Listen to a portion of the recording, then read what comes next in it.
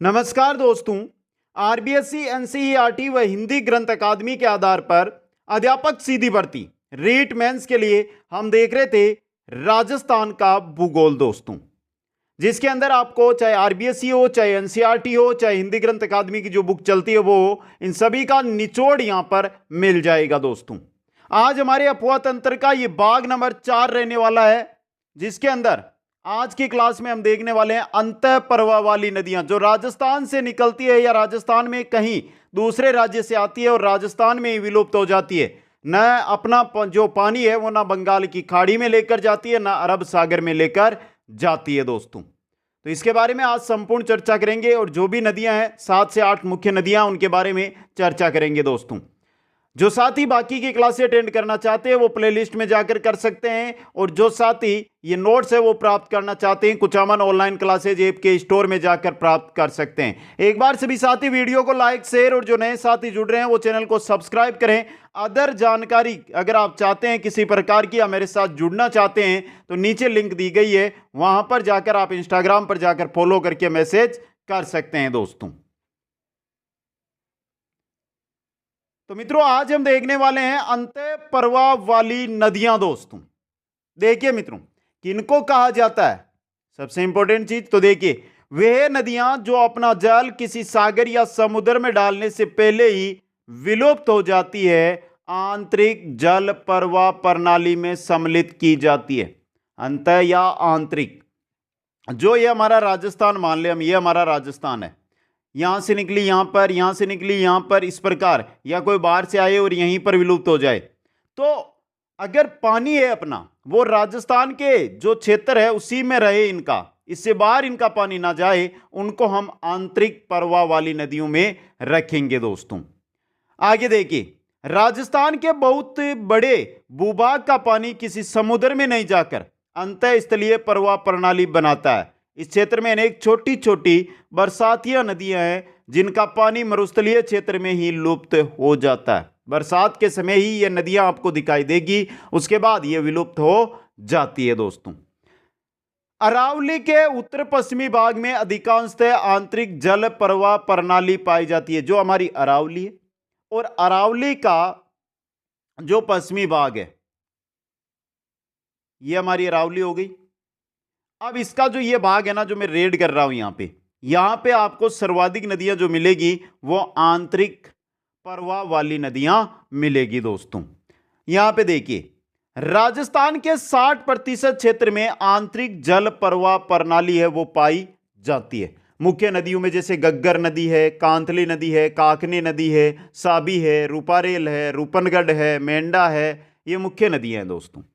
तो चलते हैं, पहली जो आंतरिक प्रवाह वाली नदी आती है वो हमारे आती है गग्गर नदी दोस्तों। कहां से इसका उद्गम होता है?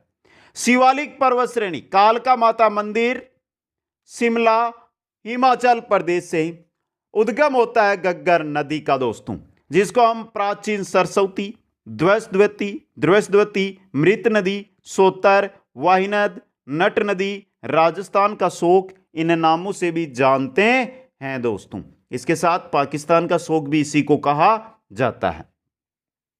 हनुमानगढ़ में गग्गर के प्रवाह को नाली कहते हैं, क्योंकि हनुमानगढ़ में जब यह नदी पहुंचती है तो इसका जो पार्ट है, इसका जो क्षेत्र है वो बहुत ही सकरा, एक नाली के आकार का हो जाता है। इस वजह से इसको क्या कहा जाता है? नाली कहा जाता है। गग्गर को पाकिस्तान में हाकरा या हाकरा पाट कहलाती है। पाकिस्तान के अंदर जो गग्गर नदी है उसको हाकरा या हाकरा पाट कहा जाता है दोस्तों। बात करते हैं ये कहां कहां पर बहती है। पर्वत क्षेत्र की अगर हम बात करें तो हिमाचल प्रदेश से निकलती है, फिर पंजाब, फिर हरियाणा, फिर राजस्थान, और राजस्थान में आकर विलुप्त हो जाती है। कभी कभी ऐसा भी समय आता है ये पाकिस्तान भी चली जाती है दोस्तों। जब ज्यादा पानी आता है तो पाकिस्तान के बहावलपुर के अंदर जगह है फोर्ट अब्बास, वहां तक इसका पानी है वो चला जाता है दोस्तों, याद रखना है। राजस्थान में हनुमानगढ़ व गंगानगर, दो ही जिलों के अंदर इसका पानी लगता है, हनुमानगढ़ व गंगानगर जिलों के अंदर दोस्तों। आगे चलिए, आगे देखते हैं गग्गर नदी के बारे में। गग्गर का राजस्थान में जो प्रवेश है वो तलवाड़ा, टिब्बी तहसील है हनुमानगढ़ के अंदर, तलवाड़ा से होता है।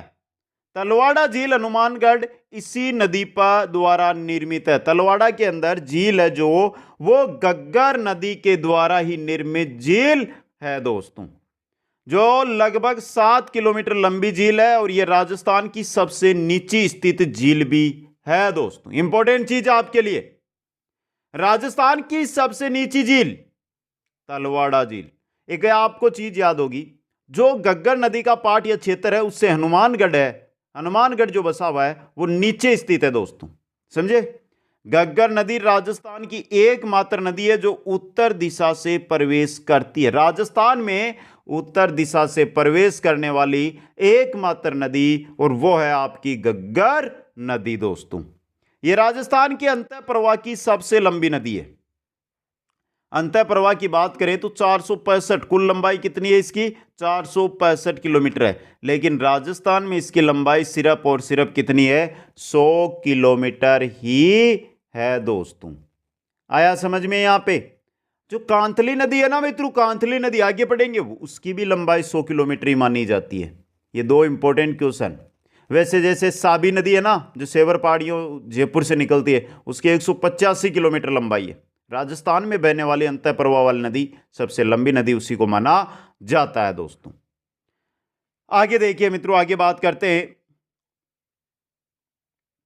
कम वर्षा की स्थिति में यह नदी बटनेर का मैदान, बटनेर दुर्ग हनुमानगढ़ वाला जिस पर सर्वाधिक विदेशी आक्रमण हुए, तो बटनेर का मैदान है हनुमानगढ़ में, वहां पर लुप्त हो जाती है जब कम बारिश होती है, कम इसमें पानी आता है।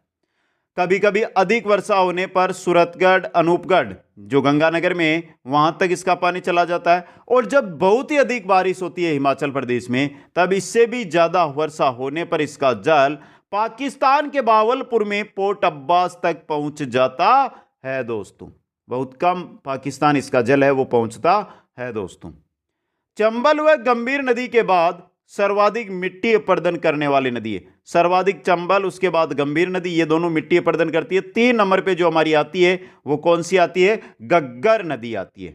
बटनेर का जो दुर्ग है वो किस पर है, गग्गर नदी के किनारे स्थित है। गग्गर किनारे शहर हनुमानगढ़, सूरतगढ़, अनूपगढ़ ये गग्गर नदी के किनारे स्थित शहर है दोस्तों। इसके अलावा कालीबंगा सभ्यता आपके सिलेबस में है मित्रों।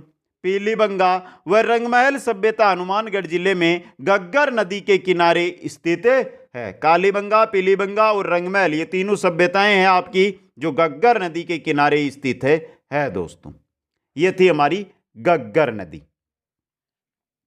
आंतरिक प्रवाह की जो अगली हमारी नदी आती है वो आती है कांतली नदी दोस्तों। ये भी होती है इंपॉर्टेंट नदी आपके लिए।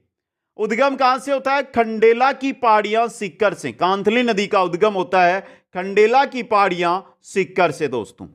अब देखिए इसका प्रवाह क्षेत्र की अगर हम बात करते हैं तो सिक्कर और झुंझुनू, सिक्कर और झुंझुनू समापन चूरू झुंझुनू की जो सीमा है वहां पर जाकर यह समाप्त हो जाती है, विलुप्त हो जाती है।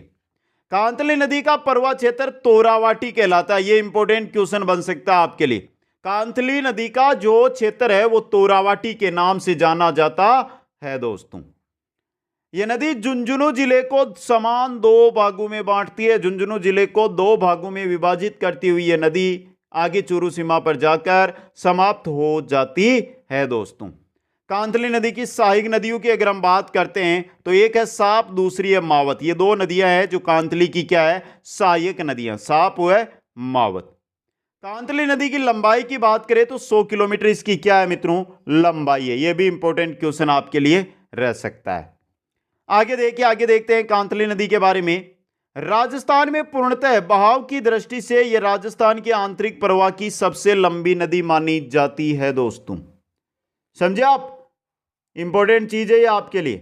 कारण क्या है कि जो साबी नदी है ना वो हरियाणा में घुस जाती है, और ये ऐसी नदी है कांतली नदी जो सिर्फ और सिर्फ राजस्थान में ही निकलती है, राजस्थान में ही खत्म हो जाती है। इस दृष्टि से सबसे लंबी नदी इसको माना जाता है। गणेश्वर सभ्यता है जो सिक्कर में आपके सिलेबस में भी है, रीट के में जो ताम्रयुगीन सभ्यता है ये कांतली नदी के किनारे ही स्थित है दोस्तों। सुनारी सभ्यता है झुंझुनू के अंदर, यह भी कांतली नदी के किनारे स्थित है दोस्तों। ये हो गई आपकी कांतली नदी दोस्तों। अगली हम नदी की ओर बढ़ते हैं तो हमारी आती है काकनी या काकने नदी। इंपॉर्टेंट नदी रहेगी आपके लिए, क्वेश्चन बहुत बार आया, वो भी बता दूंगा। इसका उद्गम है वो जैसलमेर के दक्षिण में स्थित कोटरी गांव की पहाड़ियों से होता है। काकनी नदी है वो कोटरी गांव की जो पहाड़ियां हैं वहां से निकलती है। ये राजस्थान में सर्वाधिक मार्ग बदलने वाली नदी मानी जाती है। सर्वाधिक मार्ग, हर साल नया रास्ता ही लेकर यह नदी है जो निकलती है दोस्तों। उपनाम काकने या मसूरडी इसको कहा जाता है दोस्तों। कम वर्षा में बुज झील है रूपसी गांव के पास जैसलमेर में, उसका निर्माण करती है। वह अधिक वर्षा में यह नदी मिट्टा खाड़ी में विलुप्त हो जाती है। अब एक क्वेश्चन आता है, बहुत आता है, बुज झील कहाँ है? बहुत सारे साथी जो पहली बार कंपटीशन एग्जाम में आते हैं उनको कंफ्यूज रहता है कि जैसलमेर में तो नदियां भी नहीं देखते हम, बारिश भी नहीं होती, तो वहां पर कहां से झील आएगी? तो याद रख लेना, बुज झील जैसलमेर में है, रूपसी गांव के पास है। काकनी नदी ही उसमें पानी डालती है। राजस्थान के आंतरिक जल प्रवाह की सबसे छोटी नदी है वो है आपकी काकनी नदी दोस्तों। कौन सी है? काकनी नदी है। यह हो गई तीसरी। चौथी नदी की ओर, आंतरिक प्रवाह की ओर हम चलते हैं तो हमारी आती है साबी या साहिबी नदी दोस्तों। साबी या साहिबी नदी कहां से निकलती है? ये उद्गम कहां से होती है? सेवर की पहाड़ियां, शाहपुरा जयपुर से, सेवर की पहाड़ियों से यह निकलती है। जयपुर व अलवर जिलों में बहती हुई हरियाणा में प्रवेश कर पटौदी हरियाणा में विलीन हो जाती है। यह अलवर जिले की सबसे बड़ी नदी है दोस्तों।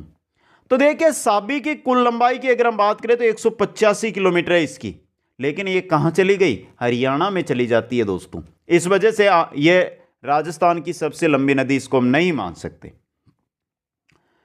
अब देखिए अलवर जिले की सबसे लंबी नदी है, इसकी कुल लंबाई 185 किलोमीटर है। अब देखिए जोधपुरा सभ्यता स्थल है ना जयपुर वाला, वो साबी नदी के किनारे पर ही स्थित है। जोधपुरा, जोधपुरा जोधपुर में मत कर देना, जयपुर में है ये सभ्यता दोस्तों। सहायक नदी है साबी की, उसका नाम है सोटा। क्या नाम है? सोटा दोस्तों। आगे देखिए मित्रों, नॉर्मल सी जानकारी है। मानसून काल में इसका पाट है वो काफी चौड़ा हो जाता है। मुगल काल में यह नदी अपनी विनाश लीला के लिए क्या थी? प्रसिद्ध थी। अकबर ने कई बार इस पर पुल बनाने का प्रयास किया पर वो क्या रहा? असफल रहा। अकबर के बारे में एक दोहा भी प्रचलित है दोस्तों इस नदी को लेकर। अकबर बांधी ना बंधु ना रेवाड़ी जाऊं, कोट तला कर निकलूं साबी नाम कहवाऊं। ये इसी नदी को लेकर अकबर के बारे में है, क्योंकि अकबर इस पर पुल बनाना चाहता था लेकिन इस नदी पर वो पुल नहीं बना पाया था दोस्तों। यह हो गई हमारी साबी या साहिबी नदी। अगली जो नदी आती है वो आती है हमारी रूपारेल नदी दोस्तों। कहां पर है ये रूपारेल नदी? देखिए उद्गम होता है उदयनाथ पहाड़ी, थानागाजी, अलवर से दोस्तों। इंपॉर्टेंट चीज, रूपारेल नदी का थानागाजी के अंदर पहाड़ी है, उदयनाथ की पहाड़ी, वहां से रूपारेल जो नदी है वो निकलती है, जिसका उपनाम है लसवाड़ी वारा। वारा स्थानीय लोग कहते हैं इसको वारा नदी। रूपारेल को ही वारा नदी स्थानीय लोग कहा जाता है, अन्य नाम भी है लसवाड़ी इसका। अब देखिए जो रूपारेल नदी है यह अलवर व भरतपुर दो जिलों में बहती है, अलवर व भरतपुर के अंदर। आगे चलकर कुशलपुर गांव है भरतपुर में, वहां पर यह विलीन हो जाती है, विलुप्त हो जाती है दोस्तों। आ गया समझ में? अब देखिए इंपॉर्टेंट रूपारेल नदी की बात करते हैं तो यह रहा इंपॉर्टेंट चीज, सीकरी बांध भरतपुर में जो रूपारेल नदी पर ही निर्मित है दोस्तों। सीकरी बांध भरतपुर वाला रूपारेल नदी पर निर्मित है। अब देखिए सीकरी बांध क्या काम में आता है? सीकरी बांध से ही जो मोती झील है भरतपुर को जलापूर्ति होती है। मोती झील से सुजान गंगा नहर निकाली गई है जो लोहागढ़ दुर्ग भरतपुर की खाई को बढ़ती है। लोहागढ़ दुर्ग भरतपुर, भरतपुर का जो दुर्ग है उसके चारों ओर खाई बनी हुई है, उसके अंदर पानी डालने के लिए, उसके अंदर पानी डालने के लिए ये जो है आपकी रूपारेल नदी है यही मुख्य है। इससे सीकरी बांध में जाएगा। देखिए रूपारेल नदी से सीकरी बांध में, सीकरी बांध का पानी कहां पर चला गया है दोस्तों? मोती झील के अंदर। कहां पर? और मोती झील से यह पानी चला जाता है लोहागढ़ दुर्ग की खाई के अंदर। मोती झील को भरतपुर की लाइफ लाइन कहते हैं। भरतपुर में पानी की जो आवश्यकता है उसकी पूर्ति मोती झील ही करती है दोस्तों। यह हो गई हमारी रूपारेल नदी। अगली जो हमारी नदी आ रही है वो आ रही है रूपनगढ़ नदी दोस्तों। उद्गम होता है किशनगढ़ की पहाड़ियां अजमेर से। किशनगढ़ की पहाड़ियां अजमेर से रूपनगढ़ नदी निकलती है। अजमेर जयपुर में बहती हुई दक्षिण दिशा की ओर से सांबर झील में गिर जाती है। किशनगढ़ की पहाड़ियों से निकलती है रूपनगढ़ नदी, जो अजमेर में तो है किशनगढ़, तो वहां पर तो बहेगी, आगे जाती है, आगे जाके जयपुर जिले में प्रवेश करती है और जयपुर, अजमेर और नागौर की सीमा पर है सांबर झील। तो जयपुर में प्रवेश करके दक्षिण दिशा से सांबर झील के अंदर यह नदी गिर जाती है। निम्बार्क संप्रदाय की जो पीठ है सलेमाबाद अजमेर के अंदर, वो इसी नदी के किनारे यानी रूपनगढ़ नदी के किनारे पर ही स्थित है दोस्तों। अगली नदी की ओर हम चलते हैं आंतरिक प्रवाह की, तो हमारे आती है मेहनता या मेंढा नदी दोस्तों। उद्गम कहां से होता है? मनोहर थाना जयपुर से। मेहनता या मेंढा नदी है, उसका उद्गम होता है मनोहर थाना जयपुर से। प्रवाह की बात करें तो मनोहरपुरा जयपुर से नागौर जिले में, इसके बाद पुनः जयपुर जिले में प्रवेश कर सांबर झील में उत्तर दिशा से गिरती है। जो आपकी मेहनता या मेंढा नदी है ना, देख लीजिए, मनोहरपुरा जयपुर में है, वहां से निकलेगी, नागौर जिले में प्रवेश करेगी, वहां पर जयपुर में जाएगी और सांबर में उत्तर दिशा से गिर जाएगी। प्रसिद्ध जैन तीर्थ है लूणवा नागौर, यह मेहनता नदी के किनारे पर ही स्थित है दोस्तों। यह हो गई हमारी मेहनता नदी। अगली नदी की ओर हम बढ़ते हैं। नेक्स्ट नदी आती है कुकुंद नदी दोस्तों। कुकुंद नदी, देखिए इस नदी का पानी रोककर भरतपुर में बारेटा बांध बयाना के अंदर बनाया गया है। इस बांध का आकार कटोरे नुमा है दोस्तों। जो कुकुंद नदी है, भरतपुर की नदी है, इस नदी का पानी रोक लिया गया है, बारेटा बांध का निर्माण किया गया बयाना के अंदर, और जो ये बांध बना है बारेटा बांध, इसका आकार कटोरे नुमा है दोस्तों। 1897 में महाराजा राम सिंह भरतपुर के शासक थे के समय निर्माण हुआ था ये बांध, बारेटा बांध। इसके आसपास के क्षेत्र में बंद बारेटा अभ्यारण्य भी बनाया गया है दोस्तों। यह हो गई कुकुंद नदी। अगली जो नदी आती है वो आती है द्रव्यवती नदी। सबको पता है क्योंकि बहुत सारे साथी जयपुर रहते हैं तो आपने देखी भी होगी। द्रव्यवती नदी, जिसका पहले नाम था अमानी शाह नाला, वर्तमान में 2018 के बाद इसको है जो नदी का रूप देके इसमें जो है एक पार्क के रूप में इसको विकसित किया जा रहा है, चारों ओर पार्क बनाए जा रहे हैं दोस्तों। तो देखिए जो द्रव्यवती नदी है, इसका उद्गम नाहरगढ़ की जो पहाड़ियों में आथुनी कुंड है उससे होता है, आथुनी कुंड से दोस्तों। यह नदी जयपुर शहर के बीच से बहती है। पहले ये एक अमानिसा नाला था दोस्तों। यहां पर यह नदी भी जयपुर शहर में जल प्रदूषण का सामना कर रही है, क्योंकि जयपुर शहर का जो प्रदूषण जल होता है वो इसी नदी के अंदर डाला जाता है। समापन इसका होता है कानोता बांध जयपुर के अंदर। जो कानोता बांध है ना जयपुर का, वहां पर जाकर द्रव्यवती नदी है वो उसमें मिल जाती है। अब देखिए द्रव्यवती नदी परियोजना के बारे में हम पढ़ लें थोड़ा सा। गुजरात के अहमदाबाद के साबरमती रिवर फ्रंट की तर्ज पर जयपुर में द्रव्यवती नदी पर रिवर फ्रंट बनाया जा रहा है। यह प्रोजेक्ट टाटा प्रोजेक्ट लिमिटेड को सौंपा गया है दोस्तों। समझ गए मित्रों? इसके अंदर एक बर्ड पार्क बनने वाले हैं, 3 वृद्ध उद्यान भी इसके अंदर बनेंगे दोस्तों। पानी पैच के अंदर तो बर्ड पार्क बनेगा जयपुर का पानी पैच। इसके अलावा सिप्रापत, मानसरोवर और बम्बाला है ना पुलिया, वहां पर क्या बनेगा? 3 वृद्ध उद्यान बनाए जाएंगे दोस्तों। इनके अलावा कुछ छोटी नदियां हैं, देखिए उनमें रोहिली नदी है जैसलमेर के अंदर, नीमड़ा नदी है बाड़मेर में, और इन नदियों के कारण ही 2006 में कवास बाड़मेर में बाढ़ आई थी, रोहिली व नीमड़ा नदियों के कारण। बूजड़ा व सिसारमा नदी है, ये पिछोला झील को भरती है दोस्तों उदयपुर के अंदर। तो ये हो गई हमारी आंतरिक जल प्रवाह वाली नदियां दोस्तों। अब कुछ महत्वपूर्ण तथ्य आपके सामने लेकर आ रहा हूं मैं, वो ध्यान से देख लें दोस्तों।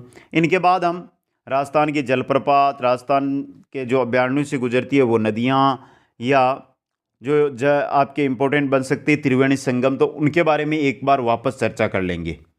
कुछ महत्वपूर्ण तथ्य हैं जो आप देखिए। राजस्थान में अधिकांश नदियां बरसाती होने के कारण वर्षा ऋतु के बाद जल नहीं रहता है। इनमें 1-2 नदियां हैं मात्र जिनमें आपको बरसात ऋतु के बाद भी जल देखने को मिलेगा, जैसे चंबल है, जैसे माई है, इनमें आपको मिल सकता है। बाकी सभी खाली हो जाती है, सूख जाती है। राजस्थान की एकमात्र बारहमासी नदी है, उसमें सिर्फ चंबल नदी है। वे जिले जहां कोई भी नदी नहीं है वह आपके बीकानेर और चूरू, 2 जिले हैं जिनमें कोई भी नदी निवास नहीं करती है, कोई भी नदी नहीं बहती है। बीकानेर संभाग की एकमात्र नदी है गग्गर नदी है, जो आपके हनुमानगढ़ गंगानगर में बहती है दोस्तों। सर्वाधिक नदियों के उद्गम वाला जो जिला है वो है उदयपुर। सर्वाधिक नदियां उदयपुर जिले से निकलती है। सर्वाधिक नदियों के बहाव वाला जिला है वो चित्तौड़गढ़। सर्वाधिक नदियां चित्तौड़गढ़ जिले में बहती है दोस्तों। इसके अलावा देखिए सर्वाधिक नदियों वाला संभाग है वो कोटा है। तो देखिए सर्वाधिक नदियों के उद्गम वाला उदयपुर, सर्वाधिक नदियों के बहाव वाला जिला चित्तौड़गढ़, सर्वाधिक नदियों वाला संभाग है वो कोटा है दोस्तों। श्रीगंगानगर, झुंझुनू, हनुमानगढ़ में मात्र एक एक नदियां ही है। श्रीगंगानगर, हनुमानगढ़ और झुंझुनू। झुंझुनू में कांतली नदी बहती है तो एक ही नदी है ये। वे जिले जो चारों ओर से नदियों से घिरे हुए हैं वो है आपके कोटा और बांसवाड़ा। इनमें चारों ओर से सिर्फ नदियां ही नदियां मिलेगी। अरावली पर्वतमाला को मध्य से काटने वाली नदियां, अरावली पर्वतमाला है इसको मध्य से काटने वाली नदियां हैं, उनमें लूणी व बनास दो नदियां है दोस्तों। ये अन्य महत्वपूर्ण तथ्य तो जो मैंने आपको बता दिया है। अब एक नॉर्मल सी जानकारी मैं आप सभी साथियों को देना चाहता हूं, थोड़ा सा अगले इस टॉपिक के साथ दे दूं मैं। अफवाह क्षेत्र में प्रतिशत की दृष्टि से हम राजस्थान की जो नदियां हैं उनकी प्रणालियों का सही देखें क्रम, तो उनमें देखिए चंबल ये आ सकता है दोस्तों। चंबल है इसका जो अगर हम बात करते हैं नदी प्रणाली के जो अफवाह क्षेत्र है उसमें प्रतिशत, तो इसका है 20.9% सबसे ज़्यादा। इसके बाद है लूणी, लूणी का है 10.41%। इसके बाद आती है बनास, बनास का है 9.80। इसके बाद बात कर ले माई की, तो माई का है 4.8%। ये याद रखने आपको, यह अवरोही क्रम बता रहा हूं, चंबल, लूणी, बनास, माही दोस्तों। आ गया समझ में। अब देखिए राजस्थान के जलप्रपात, नदी जलप्रपात थोड़ा सा उल्टा हो गया, ये जलप्रपात इधर ले लो, नदी इधर ले लो, समझ गया। चूलिया जलप्रपात है ये चंबल नदी पे है और बेसरोडगढ़ चित्तौड़ के अंदर है। मेनाल जलप्रपात है ये मेनाल के अंदर है और भीलवाड़ा के जिले के अंदर है, मेनाल नदी पर भीलवाड़ा जिले में। भीमलत जलप्रपात है ये मांगली नदी पर बूंदी के अंदर है। दिर जलप्रपात है ये कुकुंद नदी पर है, दिर भरतपुर में। कुकुंद नदी कहां पर है? भरतपुर में बहती है दोस्तों, जिस पर बारेटा बांध का निर्माण बयाना में किया गया वहां पर। अरना झरना जलप्रपात है ये शुष्क जलप्रपात की श्रेणी में आता है और कहां पर है? जोधपुर के अंदर स्थित है दोस्तों। इसके अलावा बेरीगंगा झरना भी है मंडोर जोधपुर के अंदर, समझे आप, बेरीगंगा। दामो जलप्रपात है जो बाड़ी धौलपुर में स्थित है दोस्तों। ये हो गए जलप्रपात।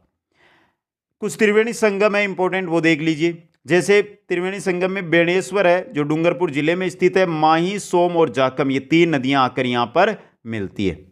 दूसरा है बिगोद जो भीलवाड़ा के अंदर है, यहां पर बनास, बेड़च व मेनाल तीनों नदियों का संगम होता है। तीसरा है राजमेल जो टोंक में है और यहां पर बनास, खारी व डाई का त्रिवेणी संगम होता है। चौथा है देवधाम जो टोंक के अंदर है और यहां पर बनास, बांडी व मानसी का त्रिवेणी संगम होता है। पांचवा है रामेश्वरम जो सवाई माधोपुर में है, यहां पर बनास, संबल व सिप का त्रिवेणी संगम होता है। तो ये 5 महत्वपूर्ण जो त्रिवेणी संगम है वो आपके सामने मैंने रख दिए हैं दोस्तों। अब कुछ नदियां हैं जो अभ्यारण्यों से गुजरती है, उनके बारे में देख ले। अभ्यारण्यों से गुजरने वाली नदियां दोस्तों, अभ्यारण्य व नदी, जैसे राष्ट्रीय चंबल घड़ियाल अभ्यारण्य, तो सबको नाम से ही पता चल गया कौन सी नदी आएगी, चंबल नदी आएगी। जवाहर सागर अभ्यारण्य है, उससे कौन सी नदी गुजरती है, उससे भी चंबल नदी ही गुजरती है दोस्तों। शेरगढ़ अभ्यारण्य है 12 के अंदर, शेरगढ़ अभ्यारण्य है 12 के अंदर। अभ्यारण्यों के अंदर वापस पढ़ लेंगे, लेकिन ये नॉर्मल जानकारी है वो मैं दे रहा हूं आपको। शेरगढ़ अभ्यारण्य 12 के अंदर है, जहां पर परवन नदी है वो गुजरती है। कौन सी? परवन नदी दोस्तों। बस्सी अभ्यारण्य है चित्तौड़गढ़ के अंदर, वहां से उराई व बामनी का उद्गम होता है। बस्सी अभ्यारण्य चित्तौड़गढ़ से, बस्सी अभ्यारण्य चित्तौड़गढ़ से कौन सी नदियों का? ओराई व बामनी का उद्गम होता है दोस्तों। बेसरोडगढ़ अभ्यारण्य चित्तौड़गढ़ में, जहां पर चंबल व बामनी का उद्गम होता है, चंबल व बामनी का संगम होता है, सॉरी उद्गम क्या। केवलादेव अभ्यारण्य है भरतपुर में, जहां से बाणगंगा नदी निकलती है। दर्रा या मुकुंदरा हिल्स कोटा है, वहां से आहू है, काली नदी है, इन दोनों का क्या होता है? संगम होता है दोस्तों। तो 4 क्लासों के दौरान सबसे बड़ा टॉपिक है ना राजस्थान का अफवाह तंत्र, राजस्थान की नदियां। 4 क्लासें हुई है इसकी और 4 क्लासों में सभी नदियों के बारे में हमने देख लिया है दोस्तों। कमेंट जरूर चाहता हूं सभी साथियों का कि आज की क्लास आपको कैसी लगी। चारों क्लासें आप प्लेलिस्ट में जाकर देख सकते हैं मित्रों। वीडियो को लाइक, शेयर और जो नए साथी जुड़ रहे हैं वो चैनल को जरूर सब्सक्राइब करें। आप सभी को बहुत बहुत धन्यवाद। जय हिंद, जय भारत।